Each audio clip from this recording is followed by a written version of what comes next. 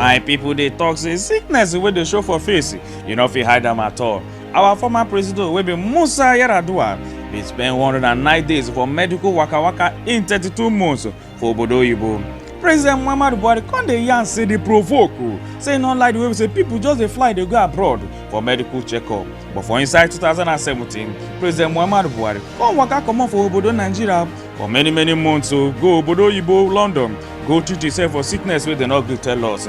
Im don dey fall in obodo oyibo London for checkup since 2015 when he become our president. Every year, all our airlines wey be big men dey comot for the country, dey go spend billions of dollars for medical waka for inside obodo oyibo. I get am before, no be property o my people. In 1957, November 20th, Nigeria come carry big money wey be 4.5 million pounds sterling come build better ogbonge teaching hospital wey come be the best for inside obodo Africa. That hospital na im be University of Ibadan Teaching Hospital. This hospital come be medical tourist destination for people wey be say that dey inside obodo Africa, Asia and Europe. For this ogbonge achievement, people come dey see Nigeria as obodo wey really get im people for mind. At this time, Nigeria come become the pride of Africa. Later, Nigeria come build better general hospital wey get better equipment to reach poor people. Even the number of people wey dey die come dey reduce.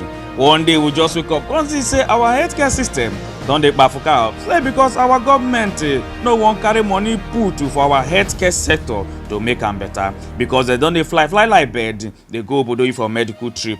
This one come make other African leaders come dey think to dey fly dey go obodo oyibo. My people dey talk say dem no dey stand one place dey watch masquerade o, as our mind dey no come dey am at all o. Coronavirus come show come swallow the whole world wey make all the obodo wey dey for the whole world come close down. Our Nigerian leaders come dey caged for inside obodo Nigeria with the bad healthcare system wey corruption don kill. Like dem dey talk say nobody know tomorrow. If not, who for know say chief of staff to president of the most powerful nation in Africa go kpai for inside Nigerian hospital.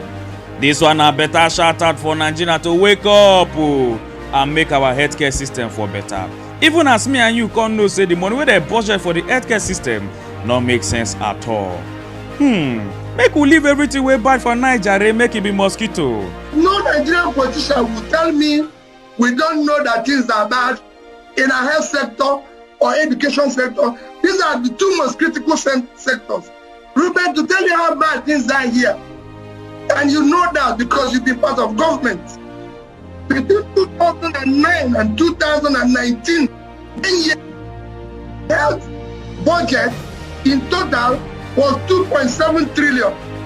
That is, if you convert it that you had a lower rate between 2009 and 2015 and 2015 and 2019, it came to about approximately $9 billion. On the 10th of July 1962, na im dey come build Uromi General Hospital wey get world-class medical equipment to treat people wey no well. But today, everything don kpafuka for inside. And at the same tori na im dey happen to other hospitals wey dey we country. Ewo, like I dey talk say, if mouth to shame hungry go kill belle. Our country people, make we no hide am at all. Our leaders for we obodo Nigeria know wetin dem dey do, say because of bad belle, long throat and wicked mind no allow dem do am. Nigeria knows what to do. Can I have a cry of yes for that? Does Nigeria know what to do? Nigeria has oil before than Dubai. It's a history. They are more rich than us. They have agriculture, they have mining, they have everything, you name it, they have it. Am I right or wrong? When you have a true leadership, which we have nothing, but we have everything because we have the right leadership. I mean, it shows a poverty of ambition to just want to take more and more and more. Instead of saying, wow, I've got so much, who can I help? How can I give more and more and more? That's ambition. That's impact. That's influence. What an amazing gift to be able to help people, not just yourself. But this thing come make me come sit down, come cross leg dey think am. If we be people wey like to dey chop our cake and scatter am because of long throat and bad belle, or our leaders dem wey don dey cage for inside our bad healthcare system but dey choose to throway face like say dem no know. It's a time we make a law. After this, whoever is going to accept public post will never be treated abroad. Dis na Man of the World reporting from Pidgin News Network.